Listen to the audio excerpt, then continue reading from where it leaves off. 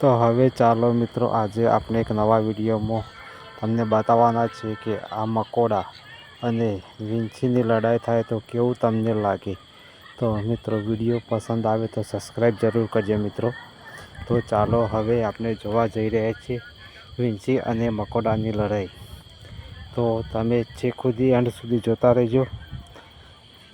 તો ચાલો મિત્રો, હવે આપણે આગળ જોઈશું કે વીંછી અને મકોડાની લડાઈ કેવી હોય છે અને કોણ જીતે છે અને કોણ હારે છે એ આપણે અંદર જોઈશું વિડીયોમાં. તો તમે આગળ બન્યા રહેજો. તો હવે ચાલો આ વીંછીને અને મકોડાની લડાઈ જોવા જઈ રહ્યા છીએ. તો હવે વીંછી અને મકોડાની લડાઈ જોઈશું. તો જોઈ લો મિત્રો, મકોડો અને આ વીંછી. તો હવે લડાઈ એમની જોઈશું કે કોણ હારે છે અને કોણ જીતે છે, જેથી તમને પણ ખબર પડે કે આમાં કોણ બલવાન હોય છે, મકોડો કે વીંછી. તો હવે જોઈશું. જોઈ લો, વીંછી અને મકોડો.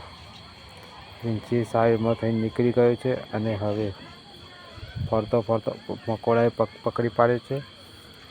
તો જોઈ શકો, મકોડાએ પગ એવો પકડ્યો છે કે છોડવાનું નામ પણ નથી લેતો. અને હવે બીજો પણ આવી ગયો છે. બંને મકોડા થઈને વીંછીને પકડવા જાય છે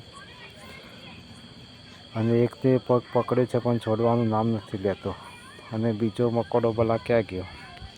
એક તો પકડીને ચાલ્યો જાય છે સાથે સાથે અને વીંછીને છોડવાનું નામ નથી લેતો. વીંછી પણ ખેંચી જાય છે મકોડાને. એવો પગ પકડ્યો છે કે છોડવાનું નામ પણ નથી લેતો. કહેવાય છે ને કે મકોડાને પકડતા આવડે પણ છોડતો ના આવડે, એવું જ થયું છે. મકોડાએ પગ પકડે છે પણ છોડતો નથી હવે. અને વીંછીના છૂટી ગયો અને વચ્ચે પકડી પાડ્યો. વીંછી ડંખ મારે છે પણ ડંખની કોઈ અસર થતી નથી મકોડા ઉપર. તો જોઈ લો મિત્રો, લડાઈ કેવી થઈ રહી છે. તો વિડીયો પસંદ આવે તો સબસ્ક્રાઈબ જરૂર કરજો મિત્રો.